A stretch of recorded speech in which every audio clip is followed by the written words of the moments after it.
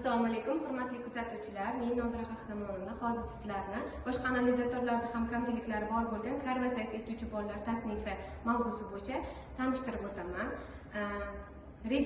Rejalarimiz boshqa analizatorlarda ham kamchiliklari bor bo'lgan kar va zaif etuvchi bolalar tasnifi.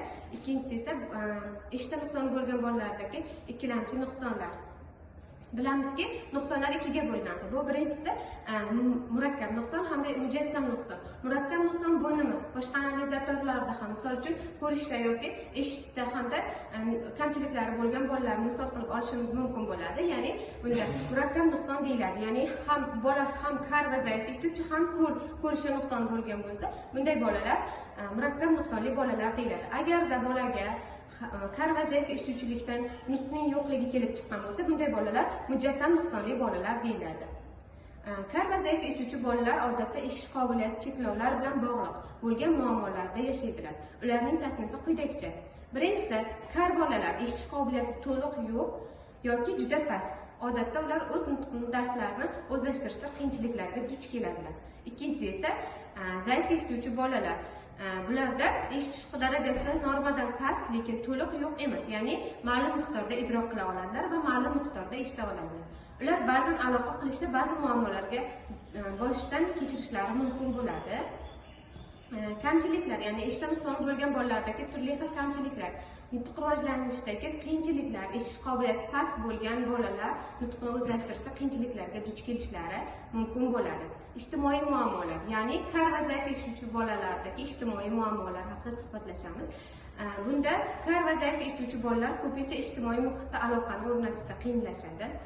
Keyingisi esa o'qishdagi muammolar. Bilamizki, eshitishda nuqsoni bo'lgan bolalar eshitib idrok qila olmaganliklari tufayli ulardagi o'qishdagi muammolarga duch kelishlari mumkin bo'ladi. Shunday ekan, ularning o'qish va xotira qobiliyatlari ham ba'zan cheklangan bo'lishi mumkin. Ya'ni ularda xotiraning sustligi ham kuzatilishi mumkin bo'ladi. Ularga yordamlashish, ya'ni ushbu bolalarga yordam berish uchun maxsus ta'lim dasturlari va kommunikatsiya metodlarini ishlab chiqish muhimdir.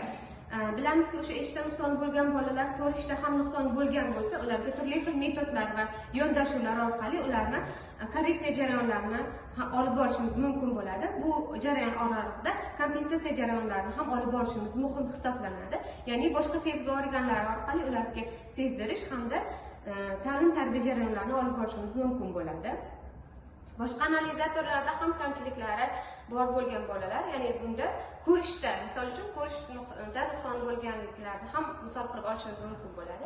Ayrim bolalarda ko'rish bilan bog'liq muammolar kuzatilishi mumkin. Bundan birinchisi sensor motor rivojlanishi, harakat va koordinatsiya bilan bog'liq muammolar paydo bo'lishi mumkin hisoblanadi.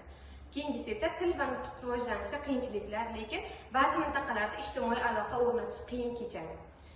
Bunda yordam va qo'llab-quvvatlash, ushbu bolalarga individual va ta'lim rejalarini ishlab chiqish orqali yordam berishimiz zarur hisoblanadi.